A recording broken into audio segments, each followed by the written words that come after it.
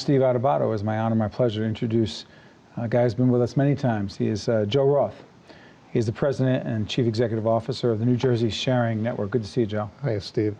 We've been talking about tissue and organ donation for a long time. Yes, we Describe the issue, the challenge we face today, and the opportunities to make progress tomorrow.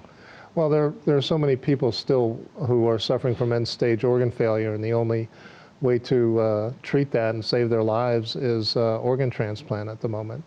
And the way we derive the organs for the transplant is through somebody passing away in a tragic accident. And there's just not enough of those events happening and people consenting to donation to meet the need that's out there right now. There are 5,000 people in New Jersey, 110,000 people approximately in the country currently waiting? Correct.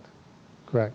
And 18 people died. Go ahead, let's just waiting for what? Well, they're waiting for kidneys, for livers, for hearts, for lungs, pancreas, large intestines. Those are the organs that are transplantable right now to save lives. And those are the people who, if their heart's failing or their lungs aren't working, kidneys are failing, they can't survive any other way than to get a transplant. How long are they waiting, Joe? Well, in New Jersey, specifically for kidneys, some wait as long as 5 years for a kidney. It takes that long for them to move up the list and find a kidney that's compatible for them. What stands in the way of that wait? First of all, why is it that long? I'm curious about that. Well, because the process requires a very specific matching of the organ to the recipient. It's a genetic matching, and so it takes a while to find that. But there are a lot of people suffering from kidney failure.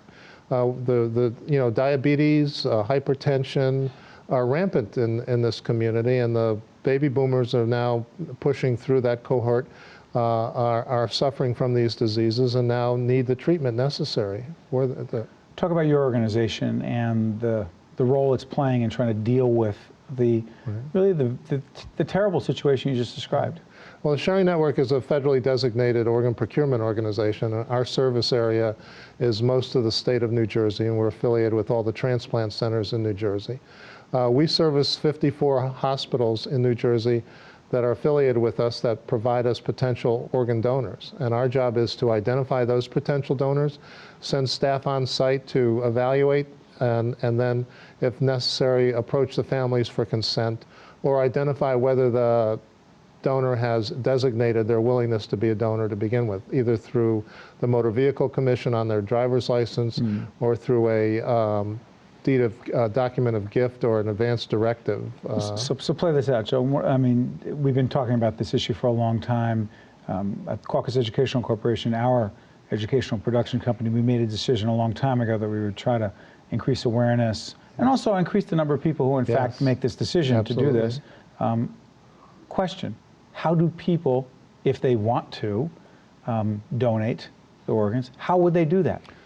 The easiest way is, if you have a driver's license, is to indicate it on your driver's license. When you go to register for or renew your license, the people at the Motor Vehicle Commission agency are required to ask you if you wish the words organ donor on your driver's license. It's right there. Right. On the front it says organ donor. That's a consent for organ donation. Stay on that for a second, Joe. Of the driver's licenses that people get driver's licenses in the state of New Jersey, what % of those licenses are marked off, hey, I'm in? Right now it's less than 35%. It's less than 35%? Less than 35%. We were a little slow to the table to have this process enacted into law. Other states are a little ahead of us. And we are working very closely with the Motor Vehicle Commission and the Governor's Office to educate the public to say yes when they ask you to put organ donor on your driver's license. Less than 1/10% of the people who indicate their wish to donate ever become organ donors. So it's not an automatic situation that if you say yes to organ donation, you'll be a donor. But when you show up in the hospital and it's already there, it makes it so much easier on the family who are already in crisis because you suffered a severe injury. They know now that's your wish to donate, and it makes the process a lot more comfortable for the family. So here's my question. The number's at 35% on the driver's license right now of people who say, yes, I'm in, I want to be an organ donor. The reason that it's not, there are a lot of reasons why that is not higher, but one of them is the common misconceptions about organ donation, which include the biggest. Go ahead. Yeah, well, one is, that the doctors won't treat me aggressively enough when I come to the hospital if they know that I'm going to be an organ donor. That never happens. It never has happened. The fact of the matter is the doctors don't even know that you're going to be an organ donor when you show up in the hospital. They have no idea. They have no idea. Their job is to save the patient, and they do that. The doctors who work who are the ones who then finally make the decision that the patient has a non-survivable injury, don't know usually that you're going to be an organ donor either, but they have to make that decision and pronounce the patient, dead, basically. That's one. What about the religious piece? Well, again, there's been a misconception that it goes against many religions. Most religions have no prohibition against donation. Most religions look at it as a charitable act. And so that's a misconception. And then there's some of the old urban legends about, going to a bar and the next thing showing up in a bathtub full of ice with a slice in your flank and your kidneys are gone. Again, that's never happened. So that's part of the process that we have to deal with every so often when we talk to people. But Joe, in terms of the idea of who gets access to these organs, someone's got access, someone's got money, someone's got influence, go. Again, not true.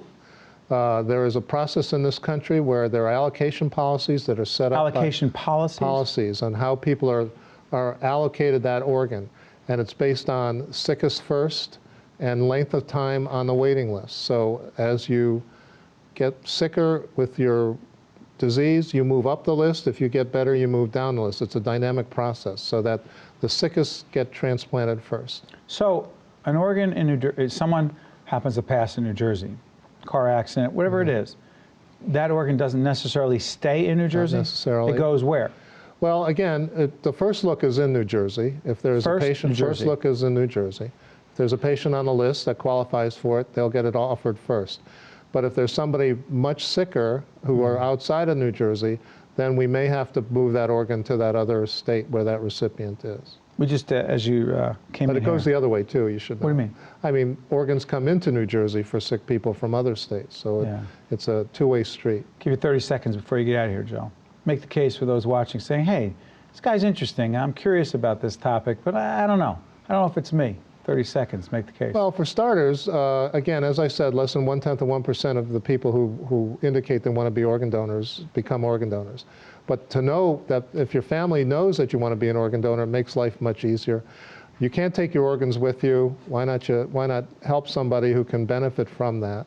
And bottom line is there are people dying. 18 people a day are dying because there aren't enough organs to go around. Our job is to eliminate deaths on the wait list. It's a fair process. It's a righteous process. It's something that people should do as a matter of charitable course. So, Joe Roth, New Jersey Sharing Network. I'm glad to be your partner. Let's keep working together. Thank you, Joe. Thank you so much, Steve. Thanks, buddy. Stay with us. We'll be right back right after this. Thank you, Joe.